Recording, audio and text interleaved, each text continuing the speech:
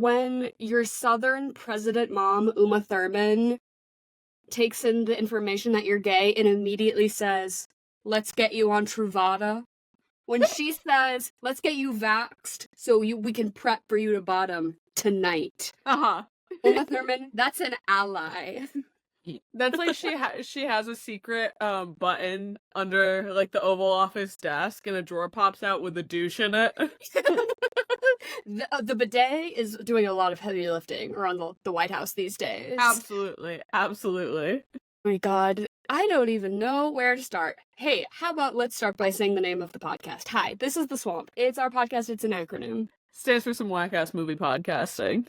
And oh my, this week, we were like, every year for Pride Month, happy Pride Month, everyone. Yes, happy Pride. Every year for Pride Month, we decide to do an LGBTQ plus theme-related bubble adjacent. Just, let's celebrate. And in the past, we've done, all, movies focusing on queer relationships about women. We've done queer awakening movies. Exactly, awakening movies. We've dabbled all over the place, and we decided let's do something light, something fun. Nothing really feels light or fun right now, so let's watch something that's silly and funny. And so we decided to do queer rom-coms, in the rom-com kind of genre, and we're kicking it off with a movie that had no romance and no comedy. No. And is actually so bad that I believe it's homophobic. I believe this movie made me homophobic. Yeah, that's fair. That's a fair assessment. So, really starting this month off strong with Red, White, and Royal Blue, the 2023, is it an Amazon original? Yes. Amazon original. It's based on a book, which is one of those books that's in the sort of romance genre where all the covers look the same these days. Do you know what I'm talking about? Yes. And there's this sort of weird industry standard. Now I'm just sort of going off as somebody who works in a library and has to see them all the time. But it's like this weird phenomenon where every book that's in that sort of general sphere has to have like the worst font you've ever seen in your life with like two super like ugly cartoon characters who like don't actually have any facial features. They're just sort of like weird blob people. Yeah, like it's something you would have seen on what's that? Everyone uses it these Canva. Yes. They're all made on Canva. Yeah. And Red, White, and Royal Blue was a book, and now it's a movie. And should it have been made a movie? Probably not. Should it have been a book? Should it have even been a book? No. I forget that just anyone can write a book these days. Yeah, you know what I mean? Honestly, after watching this movie, I'm thinking about it. If Amazon, I could have written this when I was 14. Wow, absolutely. Except I don't think I have it in my heart anymore. I need to go back into the archives, pull a fanfic from back in the day, pitch it to Amazon. Let's get this bread, girls. What was one of your fanfics that you were most proud of? The one that I was the most proud of was I did a Hunger Games fanfiction where I let my readers, quote unquote, my readers submit their characters who were the patron or like the tributes, and then I killed them off. So I was like, submit your OC and I'll put them in my fanfiction, and then I'll kill them, which was like very it's like awful. But this is a side tangent. We're not talking about this movie at all, but it does relate in a roundabout way.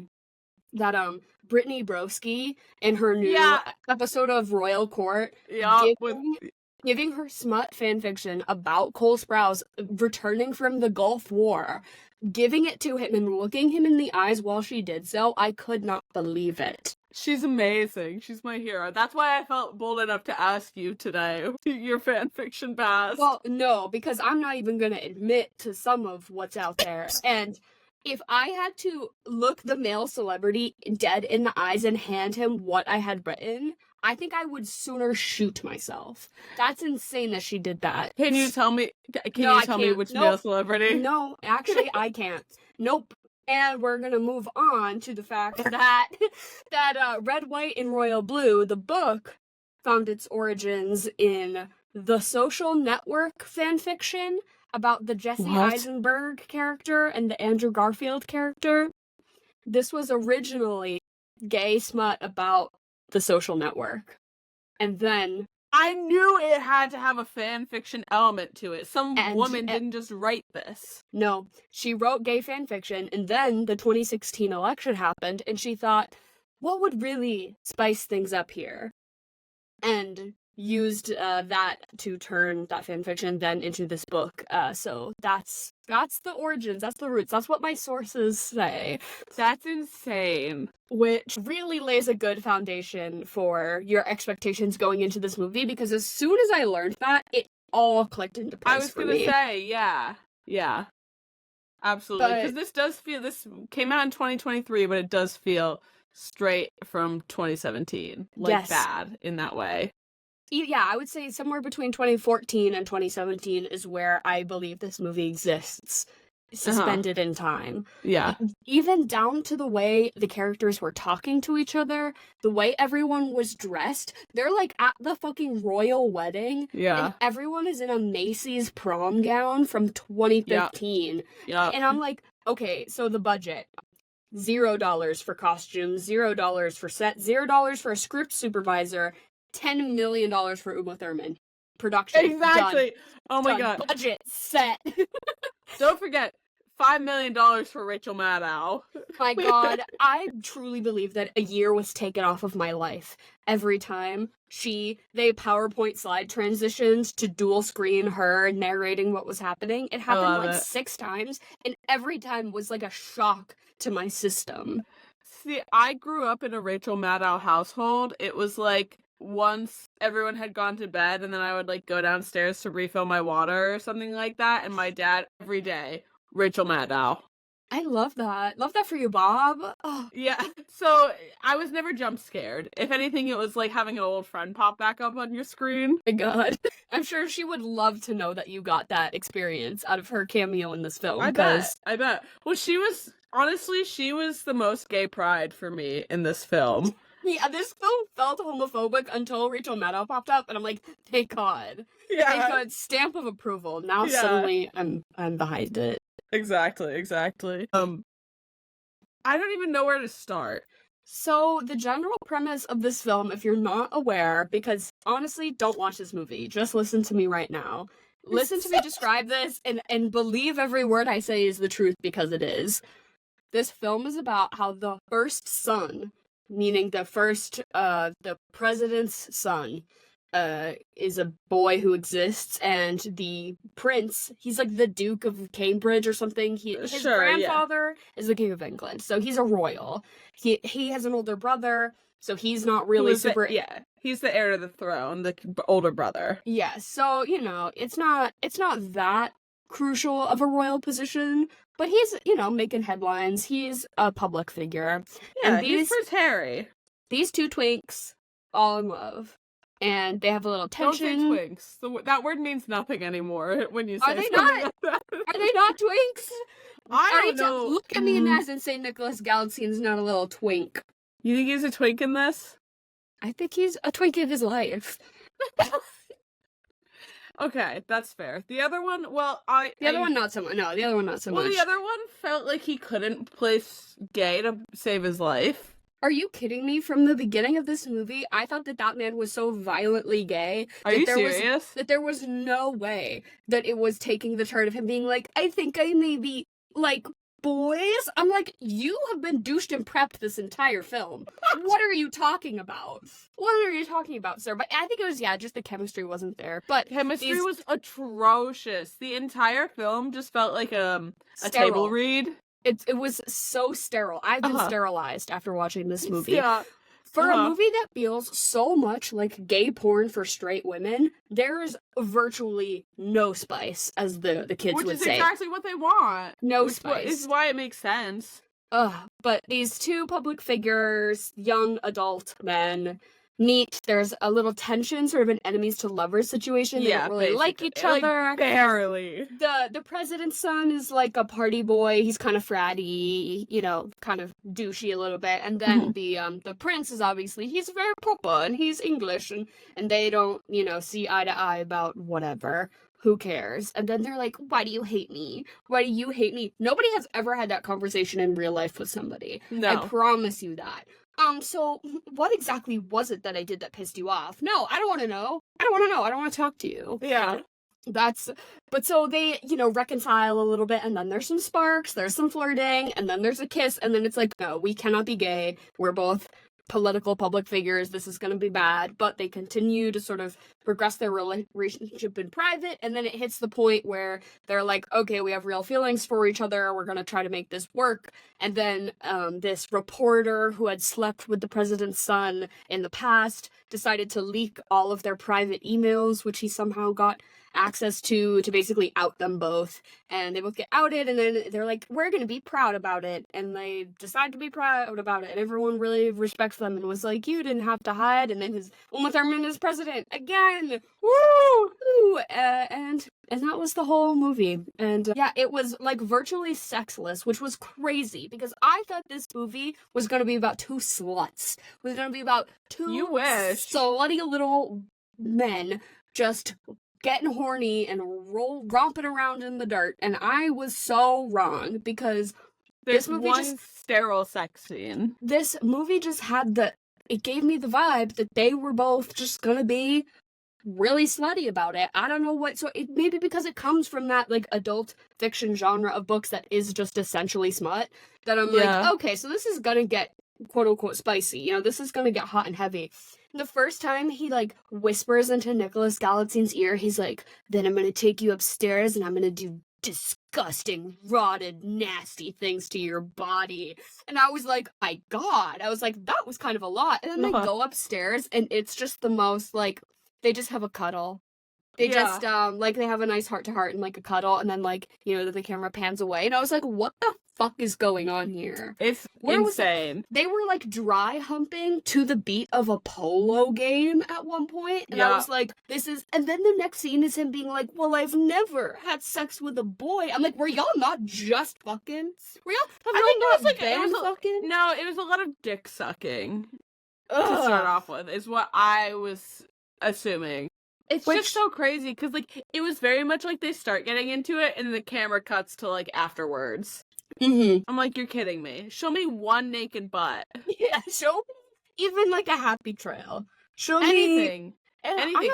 I was not horny after this movie, in the slightest. And I'm not saying that a rom-com has to go there, that all rom-coms have to get, like, that raunchy, but come on. This is from a book that I'm so positive. I can't say with any certainty, actually. I've never read it myself, but I do believe that the book is probably going places that this movie is not daring to. I will say that much. Yeah, which is, I don't know, from an Amazon original, like, I don't know what I expected, but this was very much a movie. This isn't the first time that I watched this movie. I watched this movie probably, like, 6 months ago when it, like, came out. Actually, more than 6 months ago. Probably, like, anyways. I think it was, like, last summer. I think this movie came out, like, the end of last summer. Exactly. Yeah, it was, like, last summer I watched it. I think I drank 2 bottles of wine while I watched it. Yeah. And so that really informed my opinion about this movie. I definitely gave it, like, at least 3 stars on Letterboxd. Watching it sober, unbearable. Don't a hate do crime. This. That's it. Don't do this. You're a victim. Yeah. Like you mentioned before, you either need to be drunk or, like, violently high. Yeah, I think you need to bring yourself down to the mental state of roughly a 12 or 13-year-old. Yeah. Into a 12 or 13-year-old girl. Yeah, honestly. with, use substances to get yourself back there, and then I think this movie could be kind of fun. Yeah. Maybe just to have on in the background. I'll give it just about that much. I do think it had sort of an air of fun about it. I can see why people would enjoy it in like a light, casual, like, oh yeah, we're gonna throw something on, oh this looks cute. Kind of how I felt about the idea of you, very similarly. Like, I'm just gonna put it on while I'm doing something. I'm not gonna take it that seriously, because I know this movie is already not taking itself that seriously, so. If you were, like, truly, like, all surrounded by your girls, all chilling on the couch, like, talking drama while this movie is going on. You know what I mean? Yes. That's and the also, scenario. Like TikTok is open on your phone, and, like, maybe, like, a crochet project, something, I don't know. But this cannot possibly have your full attention. No. But I feel like it had, like, sort of layer of fun. It didn't particularly make me laugh, but the beats of it and sort of the general feel of it really reminded me of a Disney Channel original movie. Yes. Pretty early, as soon as they had that opening credits scene, which I actually weirdly did kind of enjoy. Sort of all of these like spray paint pop art images of like different American things and then different British things with just the names of the cast and stuff. Pretty unnecessary, but I just don't think a lot of movies do that anymore, and it was giving very like retro 90s, early 2000s Disney Channel vibes, which I think a lot of media is trying to capture that like Y2K kind of thing now, and I think that that's a really easy way to do that. Just have like a little opening credits. It was like Reputation by Joan Jett, right? Yeah. Like, and, you know, just like a quirky little, because that was every Disney Channel original movie. That immediately sort of set me sail on that path, because they're not really swearing and they're not really making jokes that are too edgy, but it is like a gay political quote unquote comedy, but they're not actually like touching any of those serious subjects in any meaningful sort of way.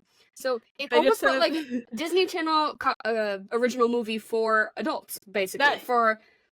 Couldn't have said it better myself. Yeah. Which is so funny, because I feel like I know these movies have existed, and I feel like it's usually just been like the Hallmark Christmas movies that kind of hit that nail on the head. But now with this one and the idea of you, something about it seems like it's shifted.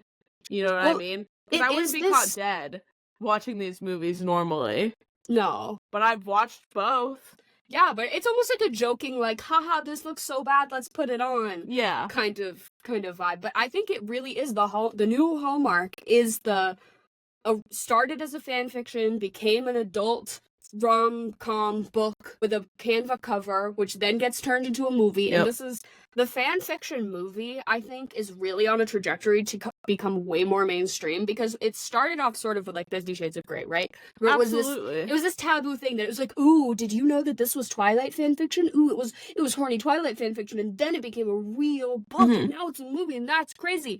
And then we sort of got to the self-aware era of like after, right? Where it's like, no, we're not gonna shroud that he's Harry Styles. We're gonna give him all the same tattoos, which is very the idea of you as well, sort of in. But now I think we're getting into these like so derived from the source material, but the heart is still there. This was social network fan fiction that then became a political gay book, and now it's this movie, but it's still, you still get that energy that a 15-year-old girl, this is where this came from. And these movies, I think they're really going to start popping off, because those books are so popular now, all of them. I know they're going to turn the Kiss Quotient into a movie or a TV show soon, which is, it's like, I think it's Star Wars fanfiction about this, like, girl with autism wants to have sex, so she, like, pays someone to do it, and it becomes, like a romance or something. I don't know, but I'm certain that that's getting made, Yep, it's all, like, was a fan fiction and then made it. You know, fan fictions that make it. Yeah. It is, like, the new thing, I think. Oh my god. It's truly crazy that that's, like, the source material that now get movies with budgets like these. You know what I mean? But maybe that's what we deserve. Maybe that's what we as a society, where our attention span is at, where they're like, fine, we'll just give $15 million to this 35-year-old woman with a dream. Honestly, if I won the lottery tomorrow, there would be signs. There would be Tumblr accounts getting checks. Put it into production tomorrow. Yeah. Because it's crazy, because it's not even the good fan fictions that are getting turned into fucking books and movies. It's Yeah, this one very much felt like, do you remember when you were young, starting a very promising fan fiction, and the prompt was really good? And you're like, okay, yeah, let me get into this. And then you get halfway through it, and you're like, this is fucking dog shit. Oh, like reading it? Yeah. Yeah, of course. Yeah, that's how this felt. Yeah.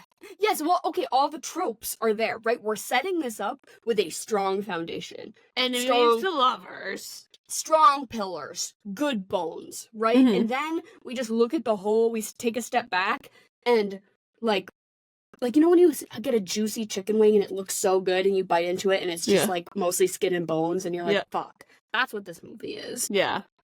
So much potential, but it's just not it just wasn't doing it for me. And the two actors had no chemistry. Literally The nothing. script was awful. Which, that's the thing, is I know that the script was taken right from the fan fiction or the book. Mm-hmm. You know what I mean?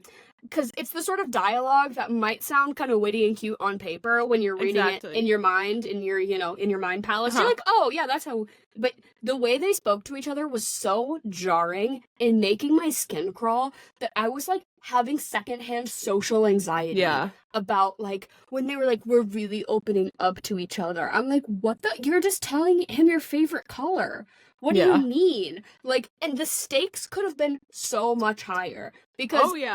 Actually, the fact that they hide in a closet together during a presumed assassination attempt, and that's when they first break their, like, first ground of, like, getting to know each other, I was like, oh my god, that was, like, not played up for laughs, but absolutely so absurd. We could have taken that somewhere of them being like, yeah, if we come out as gay, we're gonna be scared for our lives. Not just like, well, my parents accept me. Oh, they did, and it was great. Exactly. Like, no, like, if there was a genuine... I'm not saying kill your gays, but maybe one of them should have gotten shot. It's like... just anything to push this to the next level. Honestly. Yeah, no, well, this movie felt like AI generated, in my opinion. Absolutely. Yeah. And I also feel like, again, to raise the stakes a little bit, the reporter who supposedly slept with the president's son once. They slept together, you know, on one occasion, and then they have the sort of flirty encounter where he's like, hey, we should hang out like that again. And he's like, I don't really know if that's a good idea because I'm the president's son and you're, like, a political reporter. So that's a little dicey, but, like, maybe wink, wink. Yeah. And then he basically, like, observes the two of them a little bit and sort of catches the vibe that there's a little fondling, a little something afoot. And he then basically uses his political journalist status to leak their emails, which I'm like, why are y'all sexting via Gmail? Yeah, why for are real. we on AOL sending long descriptions of how I want your sweaty body on mine? Absolutely the fuck not. And okay, you didn't have PR training. Either of you fucking idiots. Why are you doing this on email? Do this on an encrypted messaging app. You fucking moron. You deserve what you got then. Truly. But all their emails get leaked on Reddit, so everyone knows that they're dirty little gay boys. In real life, that reporter would have fucking used those emails to blackmail the shit out of the family in the White House, extort them for millions of dollars in political influence. That is where this movie realistically should have gone, because just he was jealous. He was jealous? No. They didn't even make it seem like... It's just so weird, dude. It's so fucking weird. He sucked your dick once, bro. Use that as blackmail, not as, you know, whatever. I like to blackmail Amazon Prime into letting Nicholas Galitzine out of his contract. Oh my god, out of his fanfiction contract? Well, because it feels like they've got him, you know how back in, like, the 20s and 30s, like, actors would be working for studios? It just feels like that. He's their bitch. Yep. And I know he's making anything that they throw at him.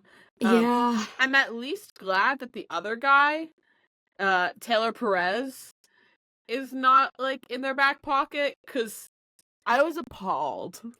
He was awful. He's from the Kissing Booth movies, so I think that can just about tell you as much as you need to know about him.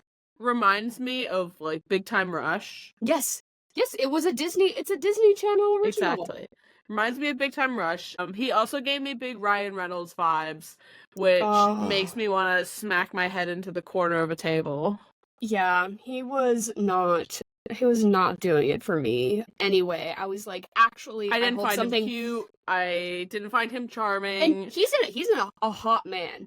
Oh, absolutely. And everything he did just sucked all that away for me. I was like, oh, just repulsive. I was actually hoping something bad would happen to him. I was like, I really hope this movie takes a turn, because I could not believe it. Yeah, and it has me questioning whether or not Nicholas is a good actor or not, but then I have to remind myself and bring myself back to Bottoms, and I'm like, okay, I'll give it to him there. Yes. So I also have pretty mixed feelings about him. I think he's great in Bottoms. Hilarious, funny. That is a purely comedic performance, I though. need to watch Mary and George. I haven't seen it either. I think that's what's going to make or break my sort of opinion on him because, of course, his other big things are arguably crap, but it's also just everything about it is crap, not just him. But he's a part of it. He was not good in this, but I was like, was there any way to be good in this? Was there anyone I really don't pushing know. through? Even Uma Thurman was not good. I'm sorry. She was playing. I mean, it was camp. And it was hilarious. It was camp. It was camp, but it was not good. She was playing like what the white liberals think Hillary Clinton was in 2016. Basically, Yeah.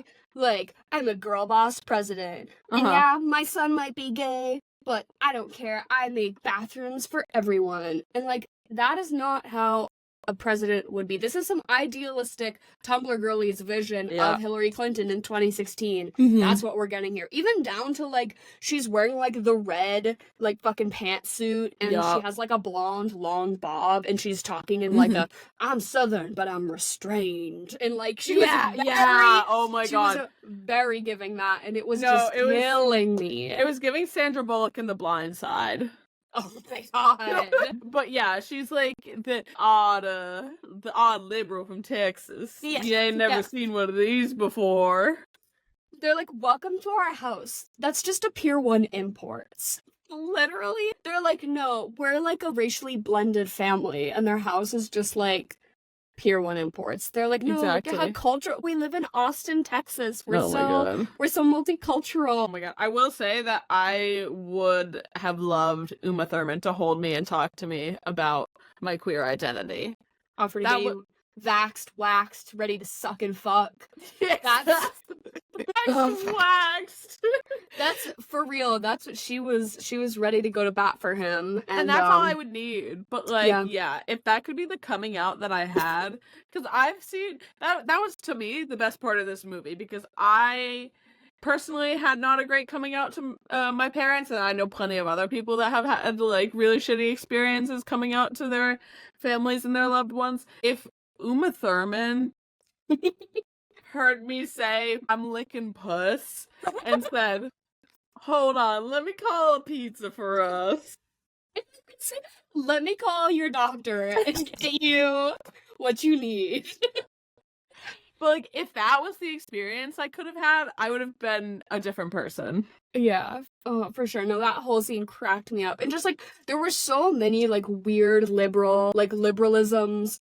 And not to say that any of them were, like, bad general ideas. I think that they were just these, like, weird, clunky, sweeping statements that they were putting at odd times in the movie just to remind you that she's the president, right? Yeah. Like, she was his mom, but then she would say something like, you know, and that's why we need to build a better world for this country, for the children of tomorrow. And I'm like, what the fuck is going on? Oh, sorry, I forgot. She's the president. Well, so she's like, we gotta win this election for all those transgender people who might not get the chance to vote. I'm like, literally. Okay, well, I'll work. Right? Get it, bitch. And like her like super like modern architecture of her like little campaign office where they have like bi pride flags everywhere. Yeah. It's just like go right. Yeah. Because that's what's happening. Yeah, right she's now. got the updated pride flag. Oh my god, yeah. She's got the bear flag. She's actually Uma Thurman was our first furry president. Yeah. Believe it or not. Oh my god. She said kink at pride is okay with me. She said actually gavel on the wooden desk. Actually no, it's law. You can wear your BDSM straps, leather daddies. We see you. Cock out. Butt plug in. No, because there was none of that in this film. Honestly, Uma Thurman I wish there was a butt plug. Uma Thurman telling her son to get on PrEP was the horniest thing of this whole film. Literally. Not that medicine is inherently horny, but just like her being like, all right, let's go. I'm like, let's get into it. Let's start this party. So is it big? In the way, though, I guess it might be, I don't know. The way that they were flirting via text was like, and like the way they were talking to, he's like, yeah, I bet you're fucking rock hard right now. Yeah, you got your Big Ben in your pants. And I was like, Jesus Christ. And then he whips it out. He's like, I've never seen a dick before. Like, what the fuck? Like, just that discrepancy, like them like literally sexting, and then they like see each other for the first time, and they like just they hug. Yeah. Nicholas Galitzine like spreads his cheeks, and the other one sees a butthole for the first time and goes. But also the way that I had to look up who wrote this book, because I don't know how much the author of the book was involved in the script of the movie. But the fact that when they have sex for the first time that we see, they do it like in missionary. Yeah. Like they do like loving, gentle missionary. I'm just like, this has to be for straight women. This is gay porn for straight women. Like, girl, come on. Come on. Be serious. Also, have you ever watched gay porn? Right, yeah, for real. I'm like, the way that I wish this movie, they were just two gutless bottoms. Like, that's what I wanted. That's where I thought that we were going. Show me them both, like, ass to ass, double dildoed. This is, like, giving this movie too much credit, or just, like, this genre of movie. Probably. A little too much credit, but just the space that I think that could have used a bit of improvement is just, there was no chemistry, there was no on-screen chemistry between the two actors, but the story also didn't really give us any reason for them to like each other than the fact that they were just very similar. They're both in similar positions of, I'm the prince and you are the president's son, and that is the thing we have in common, and that is it. Other than that, we don't really get told why they like each other, other than that just like, quote unquote, we're getting really close, right? Just that general statement. They're like texting, and it goes from like, hey dickhead, bet you're wearing an ugly tie. Ooh, American, bet you're deep throating a hot dog. It comes from like bro-y flirting to suddenly like Nicholas Galatzine's character being like, this is what I think of romantic literature. Yeah. I've been reading a poem here or there that I've been just pondering the sort of likes of what might be intellectual thought. And so it's like, hashtag so deep. Hashtag they're having deep and real conversations. This isn't just, hey, what's up, you up. This is the hashtag really deep shit, right? We're really getting into it. Where I'm like, no, that's not it. And then when they actually talk in person about stuff that would be potentially meaningful, him being like, yeah, I'm not white, and being in politics is really hard, and I want to be sort of the person that my dad could have used on TV. Like, that stuff was all good. Again, the bones were there, but he didn't actually say anything about him personally. Yeah. That's just a fact. That's just a general sweeping statement. Yes, it's hard to be gay and not white in America. Yes, that is a fact. We never, ever got any deeper than that. And him being like, yeah, I'm the prince. They won't let me be gay because I'm a public figure. And that really sucks. Oh, let's slow dance in a fucking private art gallery that I have. Because this movie could not possibly be relatable to anyone. Truly. This movie is not relatable to gay people. This movie is not relatable to rich people. Nope. And I guess relatability, that's maybe, I mean, this movie is for, straight women. So that's, I'm sure their relatability is not really on the table, but I was just sort of like, can we get just a hair deeper into like, maybe this thing happened and that's why I'm so afraid to be outed in the public eye. Okay, I don't know, just something personal. Please, anything. Just a grain of sand to just help again, me. You could tell this was written by a white women, considering what the dialogue was surrounding surrounding the whole thing. Like, it's hard to not be white in politics, and because that's the end of that conversation. Because the author doesn't have that experience to take that anywhere. But again, I'm sure they're writing this just for floofy, fun, topical. And I'm not saying this movie had to like tackle the issues of racism in America, but I'm like, then don't bring it up. Then don't start those conversations and be like, yeah, we're really gonna touch on this subject, and then just move on. Like, all right. Exactly.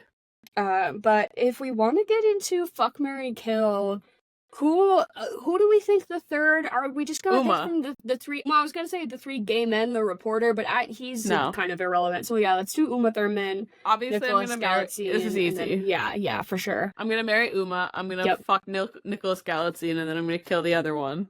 Sure. Alex or whatever his name is. Yeah, sure. I think all in character in the movie. I think I'll kill Nicholas Galitzine because he doesn't want anything to do with me. The other one at least says he's bi and interested in women, so that I would at least have a shot. I have a shot to rub two sticks together to make something happen. Fair enough. I would let Nicholas Gallatin, like, use me to cross me off, you know what I mean? Like, to be like, okay, yeah, definitely no women in my life. Yeah, Yeah. just That'd be getting that fine. out there. But the other Right. one, I thought he was insufferable, so I'm gonna fuck his mom. I fucked your mom, loser. I fucked your mom, nerd. Oh my god. But yeah, I cannot think of a worse person than a political Nepo baby who's going to college on a full ride, full Nepo scholarship for political science, for whatever the fuck he's doing at Georgetown. And like really just trying to be part of the grassroots movement of this. I'm like, dude, your family has 6 houses. Shut the fuck up. Shut the fuck up. At the end of the movie, when he says your family really is working class, aren't they? That's the moment that I took the safety off. Of that really is what did it for me. Yeah. But it's pretty bad. Then you are having a party, as you should. This movie should not be watched alone. Watching this alone by myself, sober in the middle of the day, was jarring, to say the least. Yeah. So I have to set the scene for this. Oh, please do. You are having a girls' weekend, right? You're all crammed into like maybe 1 hotel room, maybe 2, something like that. Hotel room, a mess. Disgusting. Squalor. Living in squalor. Suitcases flung open, makeup everywhere, empties from the night before littering every countertop. Because toilet clogged, mini fridge empty, the girls in their PJs. Yeah, you guys went out like to the club last night. You got fucking hammered, and this is a thing that you're gonna put on while you guys chat about the night before. You do your debrief, right? And then you start making the mimosas in the morning. Yes. Right? So I think you have mimosas, and then my thing that I would want if I was like hungover and getting back into the day, fresh out of bed, is like a blueberry muffin. Ooh, keep it simple. Love it. Nothing crazy. Mimosa that is 90% champagne. Yeah, champagne with a splash of OJ. Yeah, a spritz. What about you? Oh, yeah, pretty similarly. I think you should eat microplastics and you should drink goat's blood, because this movie was like written by the fucking AI machine. This movie made me feel so like uncanny valley, like where am I? It was bad. I do think the closest thing you can get to microplastics are either those sugar cookies, the cakey sugar cookies with the frosting from the grocery store, or Nerds clusters. Those 2 things scream microplastic to me. Even not that they necessarily have them in them, but I just imagine that that's kind of what it's like. Those are what I was eating while I watched this. So yeah, really, both of those things. Not the cookies, the Nerds clusters. The Nerds, yeah. We love the Nerds cluster. I got too high to drive to the grocery store, so I had them DoorDash to me. Honestly, if any brand wants to reach out, I think it should be Nerds clusters. I think the women, like with our age demographic of women who are really into movies, also really love Nerds clusters. I feel like that's a specific. Well, it's like the Nerds clusters and the Bunch of Crunch that you can't find anywhere except for the movie theaters. Movie candies. They should be. I'll run an ad for you as long as you let me say anything that I want. As long as you let me. It's literally girl gravel. I want to do an ASMR ad for Nerds Clusters of me chewing fish tank gravel into like a microphone, like real ASMR, and be like, "Yeah, I bet your mouth's watering, isn't it?" Nerds Clusters. Boom. That's the sales will be through the roof. That's my pitch. Thank God you went to marketing school. Thank God I'm in lifelong debt for that. And then I did literally the only thing I wrote down for a drink is just goat's blood, because I was just like, we've got to do something here. I think you need to be drinking. Oh, you know what I'm gonna say? Straight vodka. If Nicholas Gallatin knows what's good for him, he's gonna take this Amazon money. He's never gonna act again. He's gonna open a winery, Napa Valley. Gallatin, just call it that. Only a super nondescript Sauvignon Blanc. Okay. Sauv Blanc tastes of nothing notable. Yeah. Just the most boring one. Open a winery that only does that. Middle-aged white women will flock to it. It will be flying off the shelves. Nicholas, I think you should really consider this career path. And that's just sort of what I think, the vibe. If I was to interview him one-on-one, I think I would think I would pour us a little, not quite a sangria, but just, super what you would use as the white wine in a sangria. Just the most boring white wine you could think of. That is what Nicholas Galatine is screaming to me. Yeah, I can see that. And then what are you following this up with? And is it also The Idea of You? So I wrote that down as yes. If you want to keep these good vibes rolling, and that actually I will put on the top tier of current fanfiction-based films. Better, better. It's better than After. It's definitely better than this one. 50 Shades is sort of its own beast, but I definitely think it was better. As far as, like, fanfiction movies that were actually, like, kind of fun and kind of, like, it was so... Maybe it was because it was One Direction fanfiction, and that was more, like, what I was consuming as a middle schooler that like, really, really tickled me in, like, that way. But my other two suggestions were just, if you want a movie about two men who have a lot of sexual chemistry, you can watch Challengers, and then you can go over to our Patreon and listen to us be thirsty about it. But that was, like, the whole debacle of, like, straight playing gay, like, I think has been kind of fizzling out recently, as far as, like, actors being like, yeah, well, if you make that accusation, then you're also, like, trying to out me, and that's weird, which I totally agree with. It's not really anyone's business. But two, on, as far as we know, not queer actors just really pulling out a horny queer performance. I think you should rock with Challengers, or I also just think you should go watch the new Brittany Broski Royal Court absolutely. thing, where she gives Cole Sprouse that fanfiction, because that honestly shook me to my core. I don't think I'm the same person I was this morning. And I also, like, I usually just get from clips. This I watched the full 30 minutes of, from beginning to end. I was like, I need to embrace this. I was so brave of her.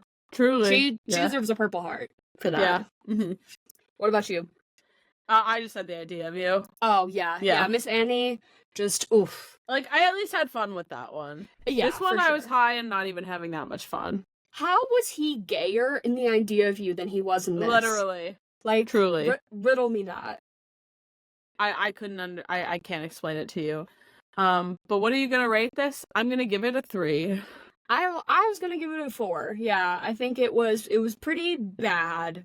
Pretty bad. Yeah, don't have much to say, and not even in the fun way that I was hoping for. I got glimmers. I got glimmers of fun. Yeah, and then they were ripped away. Yeah, just out of reach. But I'm glad that we talked about this, because I think we're actually covering a lot of bases by covering a bad rom-com. Gay people can make bad art too, and that's okay. I think that's all right. And we should talk about it more. We can celebrate bad art and bad queer art, and I think that it deserves it. So hey, happy Pride.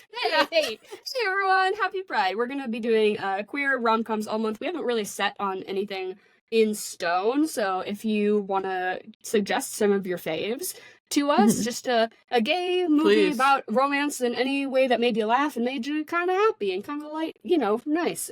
Do you know, if you would describe a movie as being pretty nice, I think that would fit our criteria for this month. Yeah. And, as always, leave your shit in the description, give us stars, all of that. We love you, and goodbye and good night. Sick. I know.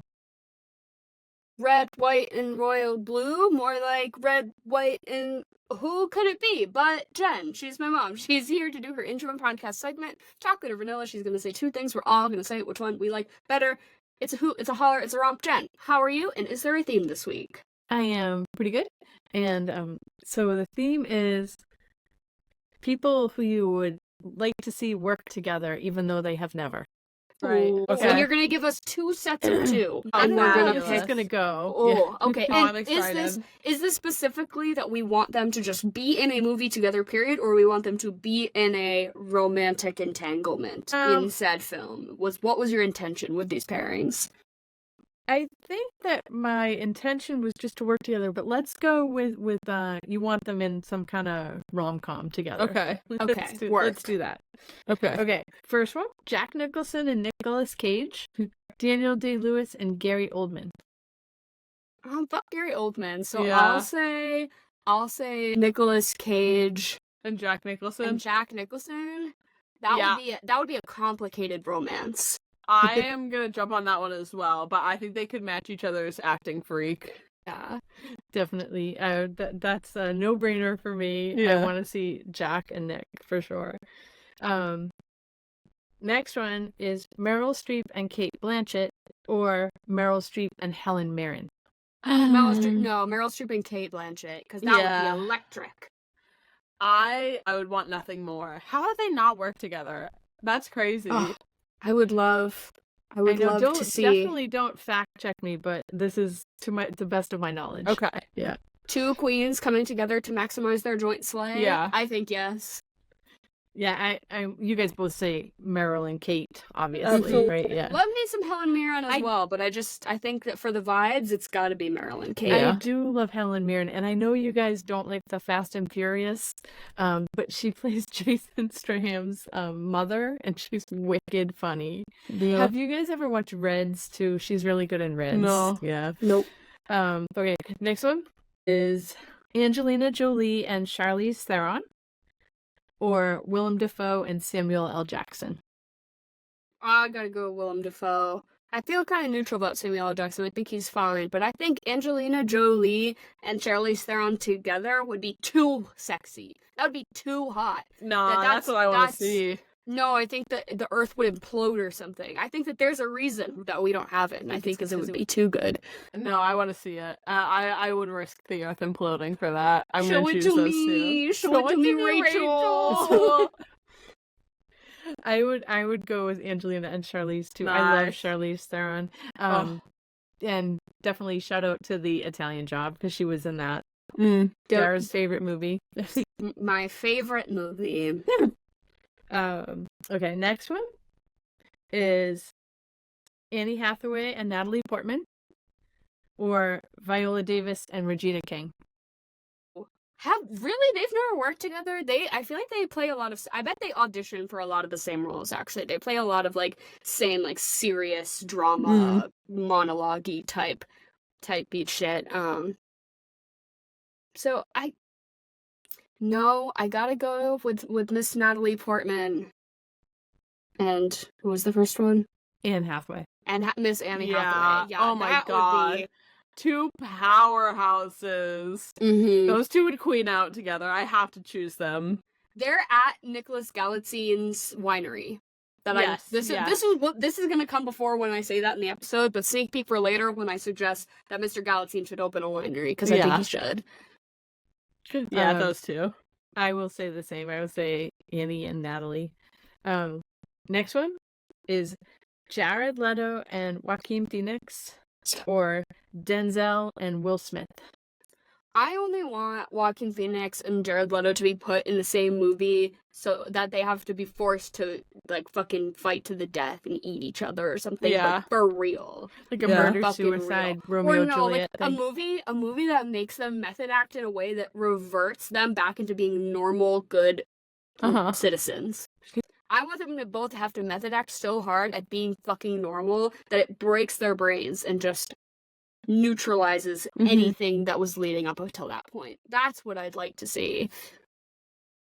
I don't any of these actors particularly. Denzel is fine. Will Smith I don't care for. Yeah, I guess I'll just go for Joaquin and Jared Leto, because at least Joaquin Phoenix. I don't know. No, because Denzel's a great actor. I'll go Denzel and Will, actually. All right, I will too. Next one is Henry Cavill and Darren Criss, or Leo DiCaprio and Jake Gyllenhaal. This all sounds awful. I feel like maybe Henry Cavill and Darren Criss. I feel like that sounds awful. I think that sounds amazing. I feel like the projects that they would be in would be something sort of Ryan Murphy adjacent. Would have to be some sort of I'm picturing, where are we putting Henry Cavill into the American Crime Story aesthetic? Yeah, sort of thing, which just really isn't clicking. Sexy porn stash, that's for sure. Yeah. Okay, I'm gonna rock with that, because that's what I see. That's what I see for them. As what was my second option? That was really atrocious, I think. Leo and Jake. Leo and Jake. That is a movie that's for boys, and that's not for me. And even it's just not going to be good. It's going to be directed by fucking Michael Bay, and because in today's day and age, those two men are not doing a good movie together. I'll tell you that much. No. I don't know. I haven't been really impressed with Leonardo DiCaprio in a long time, so I would much rather see Henry and Darren in some fun little romp together. So I'm gonna go for those two. Yep, same. You could put Darren Criss with anybody, and I was gonna pick it. Absolutely. For a little factoid for listeners at home is that Jen loves Darren Criss so much that when she programmed her own number into my cell phone when I was like 14 or something, she put Darren Criss as her own profile picture, like as her contact photo on my phone. So every time she calls me, just a full Getty Images headshot of Darren Criss pops up, and I on more than one occasion have people been like, "Who's calling you?" Like who? And I'm like, "Oh, that's just my mom. That's just my mother, Darren Criss." Okay, last one. This went faster than I thought because with the multiple options, I thought it was going to take longer. Next one is J-Law and Emma Stone, or Amy Adams and Jessica Chastain. I just don't think Amy Adams and Jessica Chastain should be allowed to be in the same room at the same time, just out of, pure magnetic forces. I just don't see that happening. But I think Jennifer Lawrence and Emma Stone being in a movie together sounds kind of insufferable, but I think both of them are sort of on the up and up for me.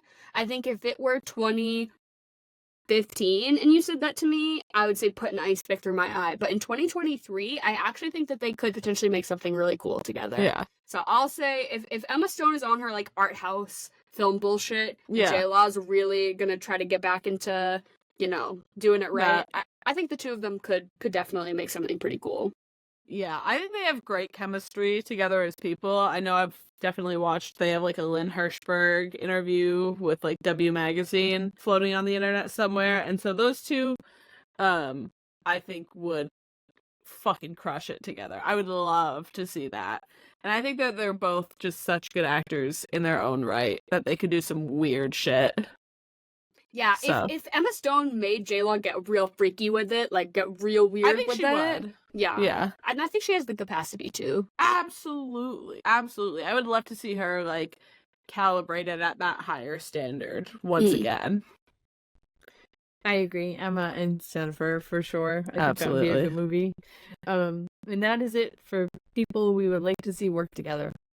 Love. I feel like we get the ideal situation once every so often with the Rian Johnson Knives Out movies, where we're like, okay, who are we putting into this? And now it's like who are we getting in the mix? Who's working on the new Knives Out? We're fucking peppering in all the big hitters. That to me is like our Super Bowl of like getting actors to work together in like the most ideal set of circumstances. Mostly I'm just hyped because new Knives Out news has been coming out. I know. Who else is in that cast? You guys mentioned Mila Kunis. Who else is? Not Mila Kunis though. Fuck that bitch. Jeremy Renner. Yeah, that's another like questionable. But Io Debris going to be in it, right? And Josh O'Connor and Andrew Scott. Yup. Okay. Yeah. So those are all like solid. And Daniel Craig is obviously still in it. Of course. Always. Yeah. As always. My husband. So. But also drop in the comments below who two actors you would really like to see work together. I am thinking about that constantly. I'm an IMDb Rolodex of who can we make smash. Anyways, Jen, thank you for being here. We love you. We'll see you next week. And goodbye. All right. I love you guys. Have an awesome Love you night. too. Bye.